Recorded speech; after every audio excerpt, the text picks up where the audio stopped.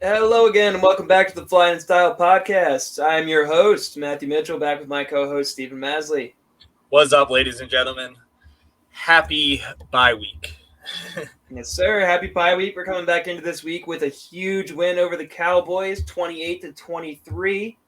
It was a scary game. It was a big one, but we came out on top. That's really all that matters. We'll obviously dive into the details here. So, let's hear it, Maz. What were your just initial thoughts on the game? Well, I'm still on my blood pressure. I had to get it checked on Saturday. Monday morning because the end of that game, this was the last 53 seconds were very stressful. We gave up over 70 yards of penalties. They get down to basically the five, with all the penalties, and it came up big. It came down to the very wire, and with them not passing the CD at the end. Um, my initial takeaways are: can we not put Eli Ricks on CD Lamb? That would be great. That would be fantastic. Um, a lot of injuries in this game that happened. I think the bye could have come at a more perfect time, um, because Dallas, they played a pretty flawless game on offense, but they just couldn't. They just couldn't get in the end zone, which I guess every inch met. They said it's a game of inches, and that's what it came down to. The box score doesn't reflect. We only gave up 6 points in the second half, but I felt like I don't know. I felt like they were driving on us constantly. Um, Dak played a great game, other than not getting in the end zone and getting tossed by Slay. I love that meme, by the way. And like they're just as well as we played, as bad as we played on defense. At the end, we came up where it counted, and the same thing with the offense. You don't like. I thought Jalen threw for more yards. Honestly, he only had 207 in the game. Like he was when it came up to like high pressure points, especially the Devonta Smith throw is immaculate. Um, they definitely contained AJ better than anyone else has in the past 7 weeks. So it was overall, it wasn't our best game, but we came out on top, and Dallas probably played close to a flawless game as it could. Yeah, I gotta agree. I mean, it was definitely, going into it, it was a 50-50 shot. I don't think anybody was feeling overly confident going into this game, just thinking that we were going to blow them out or anything. Cowboys are a good team. They have a good defense. They got a good offense, and they showed it on both sides of the ball. The defense played great, like you said. They held Jalen Hurts to 207 yards passing, although obviously they weren't able to turn the ball over, and he did do it at a high performance rate at 17 for 23. So he did have a high completion percentage, over 70% again. But they did shut down our run game. They shut down A.J. Brown, and they kept us from putting up big yards on him. And that's, the best they can do. And obviously, like you said, on the other side of the ball, my favorite person to make fun of actually played probably his best game of the season and his best game in quite a while. And, I got to give props to him. He played a fantastic game, and you could see it out there. He was, the energy was there. He was trying to will his team to that win. And, they did obviously choke in the end, which, is fantastic. Made my week, made my season up to this point to see them choke in the end like that, because that is just so classic for the Cowboys. But this was their game to win. And, I was talking to my dad a little bit about the game afterwards, and he was telling me he was upset that all the TV shows, all like the Sports Centers, the First Takes, the Get Up, Good Morning, they were all talking about the Cowboys and not talking about how the Eagles played, how the Eagles won the game, what they did to win the game. They were just talking about the Cowboys. And he was getting a little upset about it. And I was like, honestly, they're the only thing to talk about in this game. We obviously, like, this was our game that we should have won. Like, I felt like we are the better team. But they're the ones who performed. And they're the ones who made it a game, and it was their game to win. We almost choked it, like you said, with 70 yards of penalties in the last drive. That was heart-wrenching. That was like, to see that kind of collapse at the end of the game like that. Thank goodness they came up big with that sack in the end. But man, that's scary, dude. Like, we can't survive like that all the time. So it definitely was concerning to see that. The defense probably played their worst game of the season. They've had a few bad games, but this one felt bad. This one felt particularly bad. Dak Prescott threw for 374 yards and 3 touchdowns. at a 29 for 44 rate. I mean, we shut down Tony Pollard in the run game, which was great. But like you said, putting Eli Ricks and Sidney Brown, two rookies, on their best receiver all game made no sense whatsoever. And the fact that we didn't adjust to it was even more shocking. The fact that we just kept letting it happen, like there was no adjustments made to prevent it from happening again. Like we just let it happen all game to the point that CeeDee Lamb had 11 receptions for 191 yards, which is absolutely ridiculous. Yeah, no, and I saw something that like toward the end of the game, like when Slay was on him and they were switching onto him, like he literally went up and to decide was like, hey, like I'm guarding him, like I need to guard him, like this is like I need to be on their best receiver, and like obviously you don't want to switch him to slot because then you got, but like that's all they were going to. Like, and he couldn't. This is my BS problem with the whole freaking zone stuff that we run. These soft zones where you got to have people in their zones. Like you can't have Slay just playing man and everybody else in zone because that messes up the whole junction. It even I don't know, man. To me, even if it did mess up the whole zone and the whole layout of the coverage, no matter what, you got to have your best guy on their best guy. And if you want to talk about him going in motion and switching to the other side of the field and having a problem getting from sideline to sideline, I know Bradbury's been, an open book this year. He's letting about everyone in the league put up yards on him, which has been unfortunate to see. I hope he definitely switches it around. But regardless of the fact, I still have trust in James Bradbury. I've seen him play at a high level. I don't have distrust for him quite yet. And I wouldn't mind if Bradbury takes him when he runs the other side of the field. But one of the two, of Slay and Bradbury, should have been on Lamb the whole game, and that's the way it should be for every game. It should be best guy versus best guy every time, and I hate this bullcrap of, trying to stick to the game plan, stick to the zone, and regardless of the fact, just having any, I don't see any realistic, good outcome when you line up a rookie player over their best player on their offense. It just doesn't make sense. No, and he like even with AJ Brown, like on the other side, they put a safety over top of him every time. Like you could see they were obviously like looking for him on the field. Like and that's what you have to do. Like I love how on offense I'll give credit to like the O-line and the double tight end sets that we had where we did like we key in on Parsons. Like that's fantastic. Like we do that offensively.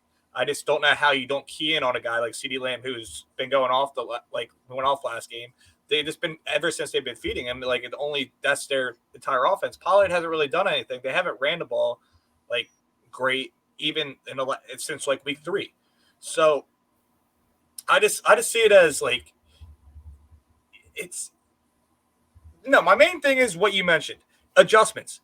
You have to be able to make adjustments to this. You see this happening during the game. You see like the soft zone not working on even Ferguson was just eating our zone up. And, like, sometimes Dak didn't even look his way. And, like, I saw a couple of clips where Dak missed a wide-open guy because he wasn't even looking over the middle when Dean was out. And then, like, even when Dean was in, like, we didn't play. It was a very, like, frustrating game to watch the defense because we just basically let them go down on our side of the field to the red zone each and every time, especially in the second half. And it was just – it's like, come on. Like, get off the field sometimes, but, like, no, they just kept going and going and going. I'm not saying we got lucky to win because we definitely deserved to win, and they didn't convert, and we got Brandon Graham came up huge, which I love that man, and everyone we should all go to his jersey or when they retire his number. He's amazing for that and take it in after the game. But dude, this game is like. Thank you for winning, but like. So let me ask you this then, and this has been a popular question among the city lately. So now that the team is 8-1, we've seen a good portion of their season, about halfway through the season, at the midway point. How do you feel about this team? Are you confident in this team moving forward, or are you worried about just about every game we're going to play?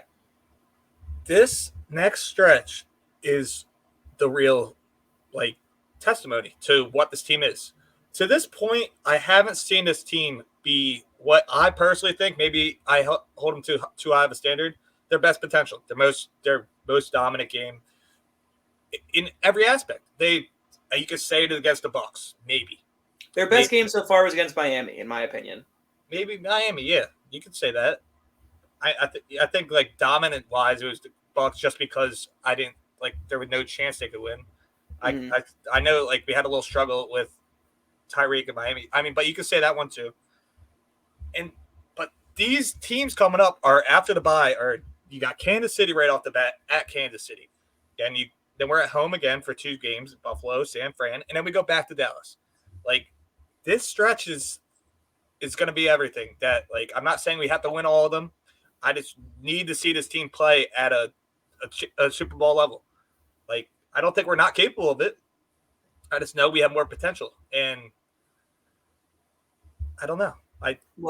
I think one thing to put it to you, and one of the things that I can put out there that shows that I feel confident in this team. I'm not too worried about this moving forward, about the way they've played, the way they've kept close games, the way they haven't closed people out. Although I have my concerns about it, of course. Obviously, it's not going unnoticed. It's definitely scary.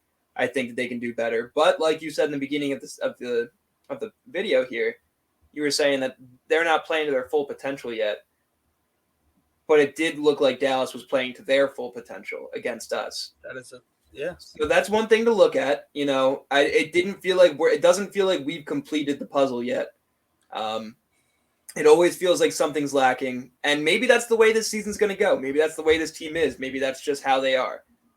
But so far, based on what we've seen and what they've given us, we don't think, and I think I speak for the whole city when I say that it doesn't feel like we've hit our full potential for the season. And I do think that the Cowboys are a top 5 team. I said this last video, and on top of that, I think that the 4 or 5 teams ahead of them, I don't think the margin is drastic for any team. So I do think this is a good indicator of how we fare against the rest of the league. I think it comes back to the same thing that we had last season. I don't think that there's a team in the league that is just straight better than us. I really don't. I agree. But I absolutely believe that this team can shoot themselves in the foot to the point that they struggle and maybe don't win. Well, to that point, I feel like we're the key difference between this season and last season is health. Like it just comes down to that. Absolutely. Like you have got it out on the IR because I mean that's just going to be huge just in general. Like speaking of, did you happen to think that was a dirty play? Because a lot of people have speculated on that. I personally do not, because I just don't personally think that, as a former player myself, even if you have hate for the other team, in a bang play like that, you don't have the cognition to think, let me grab that guy's arm and put it behind his back while I tackle him. Yeah, no. But I wouldn't doubt if once he did have a hold of it was like, yeah, let's make this hurt a little bit. I doubt he was actively trying to break the guy's arm, but, I wouldn't be surprised if he wasn't trying to hold anything back either. But in that regard, I don't think that's a dirty play.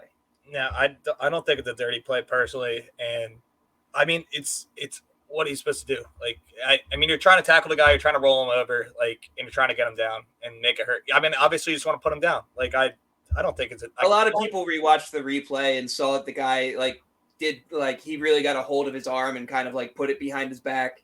And I still think it was incidental, but, it definitely, it had, suspicious looks to it, I suppose. But I just don't think that anybody can cognitively put that together in that span of a time to make that happen. But I mean, do you think it's a dirty play on Dak at the goal line when Slay flipped him and then the linebacker came and smacked him too? Like, oh, no, absolutely not. He tried to go over Slay. Like, I mean, I don't think anyone called it a dirty play, by the way. No, definitely not. People only bring it up when somebody gets hurt. And like I said, I don't believe that it was a dirty play. I think it was just a regular football play. I was just curious if you had a different take on it. No, I've heard some rumblings about it over the city this past week, so I was curious. Another play that I think when Micah got a sack on Jalen, he twisted his leg, but I think that was just how he fell as well. He didn't get hurt from Micah's hit. It was from the guy before that. Who sacked? A lineman fell into his knee. Yeah, that's what it was. And then when he was trying to escape Micah, everybody thought that Micah took him down weird, and that's what hurt him. But no, the adrenaline was rushing, and he was trying to get out of the play still, but he hurt his knee when that guy landed on him. So It wasn't – Micah didn't do anything, nor I know Micah Micah low-key wishes he was an Eagle, so he's not trying to hurt Jalen Hurts anyway. So, he has respect for this team. So I doubt he was trying to, I don't see Micah Parsons in that light. Yeah, I mean, I don't see a lot of NFL players in that light. Personally, I mean, you're just trying at the same time, like you said, how can you like? You There's certain players like, out I'm there going to stack him, and then I'm on top of that. I'm going to try to do this. Like, yeah, you're not trying. You're trying to make the tackle. You're trying to like, no. Like, yeah. When you come over the top and someone's tackling them and go like when you lean in with your helmet, like, and someone's already got them on the ground, like, yes, you are going for that extra hit and you're trying to hurt someone. But like, one-on-one, it's really hard to be like, oh, this guy is like actively trying to hurt someone. 100%. So yeah, this game was definitely, it was a scary one. It was definitely, about as close to the game as it can get. And we almost handed it to them and we got a little lucky. But, hopefully they're going to keep cleaning stuff up. And they're, going to use this bye week as a chance to get healthy. Obviously, we mentioned Jalen Hurts' knee. That's been a little scary. It hasn't been mentioned a whole lot. He's kind of just been brushing it off all year, acting like it's no big deal. But it's very clear that that's a painful injury. He's probably dealing with like an MCL sprain or something. So hopefully this bye week does him very well. It gives our other guys a chance to get healthy. Hopefully by the time the bye week's over, we'll have Cam Jurgens back. It'll give an extra week to Dallas Goedert to, get that surgery healed up. Hopefully, I was hearing that he'll probably be back in 4 to 6 weeks, which isn't too bad. Trying to think if there's anybody else that could be coming back right now. We'll be getting Bradley Roby back, which many people may not say that that's a big deal, but it means that we're not going to be seeing Eli Ricks and Sidney Brown in the slot. And don't get me wrong here. I do actually think that Eli Ricks has a bright future ahead of him. I do think that he has some potential in him, but he's not ready yet. And I'm just going to say that flat out. So, and not to mention he was an undrafted free agent. So, the potential stealing isn't ridiculously high here. So, I mean, any rookie that's not like sauce that comes into the league is not. Yeah, I don't want any rookie covering CeeDee Lamb or anyone's top receiver. Yeah, like that's the whole game. My problem wasn't more on Ricks. It was just more on that we had like Bradbury and Slay, like we had the personnel able to. Honestly, I'm not really hating on Ricks because I think he is a capable corner, and I think Sidney Brown will be a capable safety, and he could I'm not like hating on him either, but it's just, yeah, just don't put yourself in these situations, and you won't have to deal with them. I mean, it's that simple.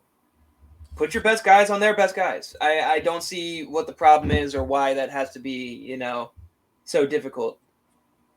Not to mention, I'm still just not liking the play calling from either side of the ball, and I'm really hoping that they just get it around. And I know on paper, there's neither coordinator seasons look bad. We've talked about Brian Johnson and the fact that we don't think his play calling is great, but the fact of the matter is that his offense is top in the league. I mean, he's number 2 in points. He's number 2 in yards. He's number 1 in first downs. And they're top 5 in both passing and rushing. You can't get much better than that as an offense. And it doesn't feel like it. I feel like we're just missing a whole aspect of the game that could be there. And I feel like that's why Philly fans say that we haven't reached our full potential, because it just doesn't feel like we're putting ourselves in situations to reach that full potential. Yeah, and it becomes stagnant. Like I like the first half was great. We were moving the ball. I didn't think it was just sometimes, especially toward the end of the game. I think it was a 3rd and 2 or 3rd and 4, the short third down where I think we just like random. It was just it was just kind of weird play calling toward the end of the game, especially when we gave Dallas the ball back. I felt like we could use more of the clock. I felt like a lot of the times with this team, it almost feels like we're playing for just like, it feels like they play just to knock the clock down a little bit or just to get a field goal. Like they don't play to get a touchdown sometimes, and it drives me insane. Yeah, yeah.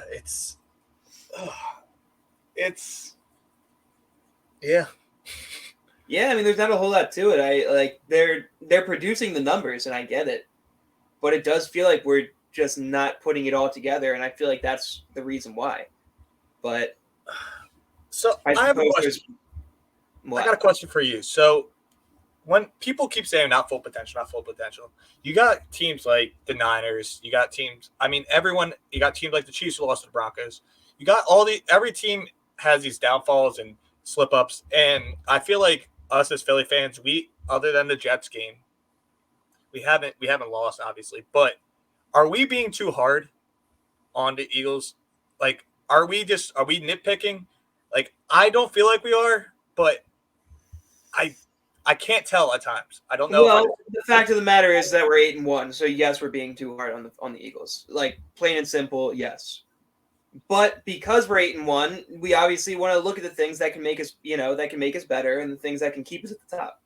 And I don't think the team is listening to the way Philly fans are reacting and getting, butthurt about it, because this team knows that Philly just wants a winning culture around here, and that's what they want as well.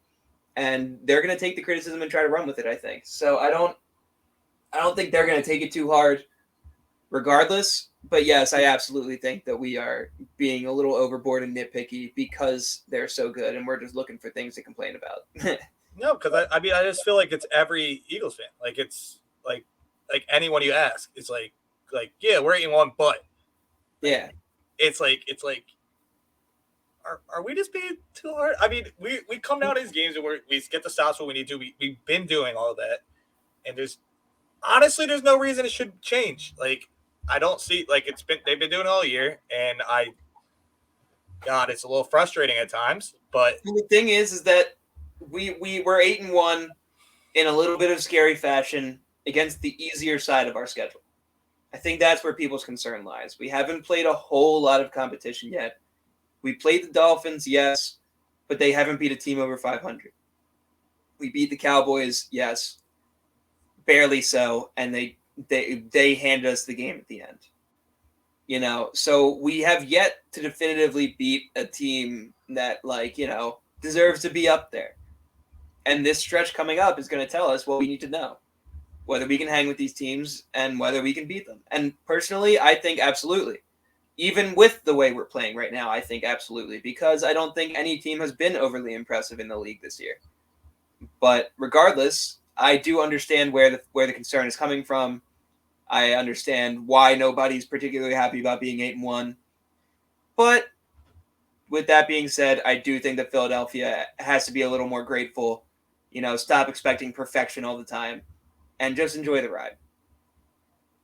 yeah, no, 100% agree. Couldn't have said it better. Because they do it for every sport. If it's not literal perfection, it's not good enough. And I think it's a little insane sometimes. I feel like there's an extent where it's called for, but it's a very small extent, especially lately with the way our team's been playing in all sports, with the Sixers, the Flyers, the Phillies, the Eagles. Outside of the Flyers, I shouldn't have even included them in the topic, but Sixers, Phillies, Eagles have all been, playoff givens in every year so far in the past 3-4 years. So we expect a lot out of them. Yeah, no, we just don't want to lose, and we get nervous about the choking aspect of it. I suppose. We've had a lot of hardship to deal with as Philly fans with how close we get without getting all the way there. And it really is this feeling amongst all the sports that it's like it's just that one extra step that we're not getting, and it's confusing because it's like why and how is it happening between all three sports? Yeah, And it's like everyone here knows that all three teams are capable of a championship if they don't shoot themselves in the foot, which they always do. So I understand why fans are getting overly critical because we've had to deal with that kind of crap between many sports, not just the Eagles.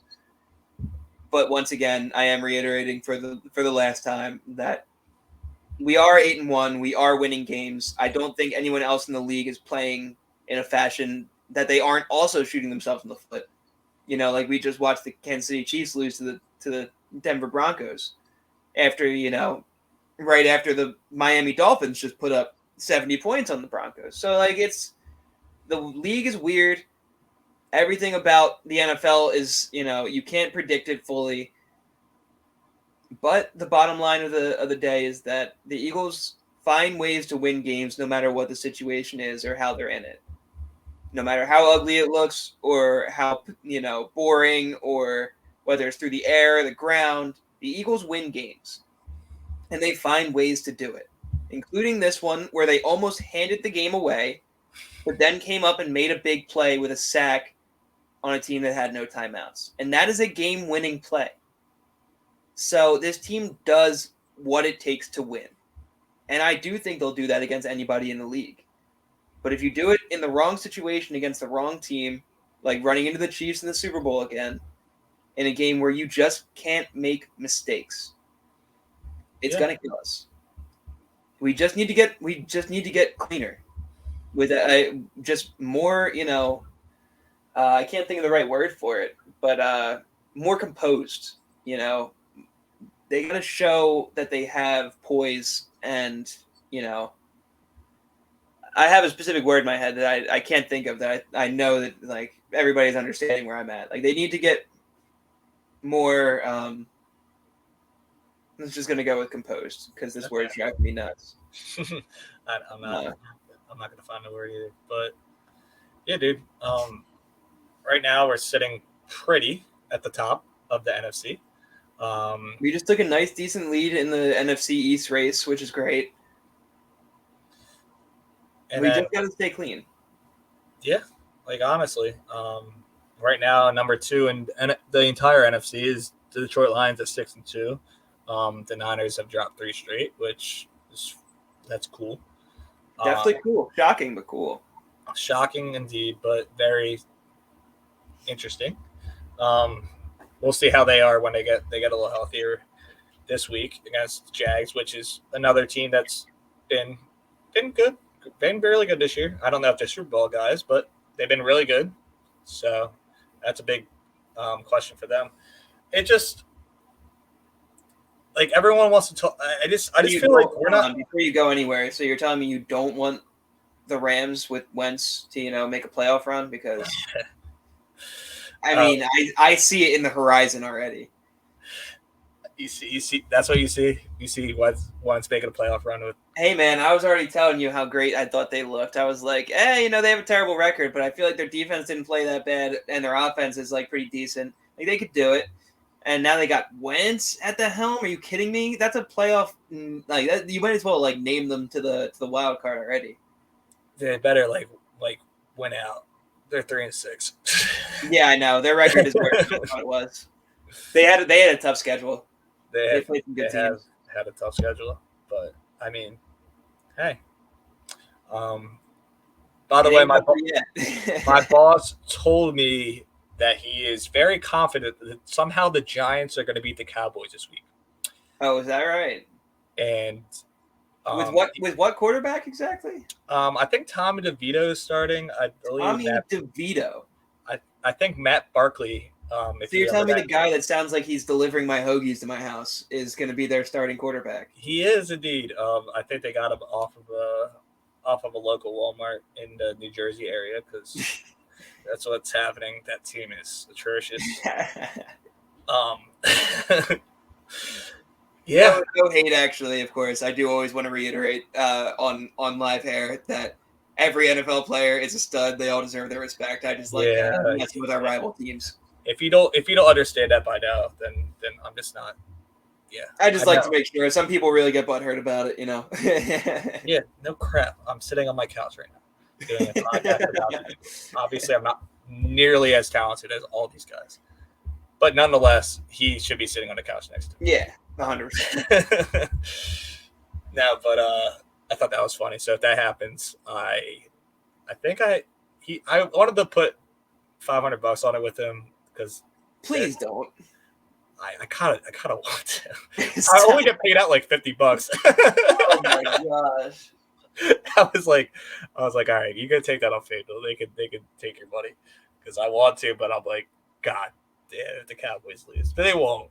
But that'd be so funny. He just reiterated all today. He's like, I'm telling you, Steve. I'm telling you. I'm like, bro, I'll accept like a $5-10 throw on it, not $500. That's. Dude, they're 17.5 point favorites. This is a college spread bet. This doesn't happen in the NFL. The Giants really are that bad. They are horrible. They're so bad. It's really been shocking how bad they've been. I knew they were going to take a downfall this season, coming on to like a winning, a winning schedule, but I wasn't expecting it to happen like this. Yeah, I wasn't expecting it to happen like this. Yeah, I don't think anyone really did. If anyone said they did, they didn't expect them to be tanking. Yeah, right literally now, potential to get the number 1 pick. Yeah, I mean, I guess looking around, I'm just trying to bring up one more topic before we get out of here. Looking around at NFC, is there any other team that you're scared of other than the Niners? I mean, like, obviously you have to have some concern for the Lions because of the high-powered offense they've had over there, but I can't say they're a team that scares me yet. They have to prove a little more to me to prove that they're scary. Obviously, you saw what the Ravens did to them. And outside of that, I don't think so. I don't. I mean, obviously the Cowboys, and that's it. Yeah. You've got in the NFC the only teams that I think are legible to make a run in the playoffs are the Eagles, of course, the Cowboys, the Lions, and the 49ers. Otherwise, I really don't think the NFC has a whole lot of competition.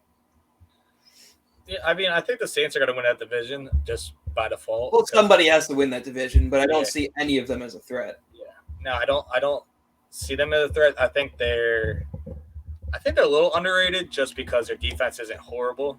I don't think Derek Carr is beating anybody, but he hasn't played fantastic at all this year. But we'll see. I tend to agree with you. I think the Niners are going to look scary with coming off the bye. I think they're very injury motivated, so that it's really going to come down to whether Brock Purdy can get back his cool and stop making mistakes. I mean, we've talked about Brock Purdy quite a few times on here, and my whole thing with Brock Purdy was the fact that he didn't make stupid mistakes, and all of a sudden in 3 weeks he just started to. Like, it was very sudden. It was out of nowhere.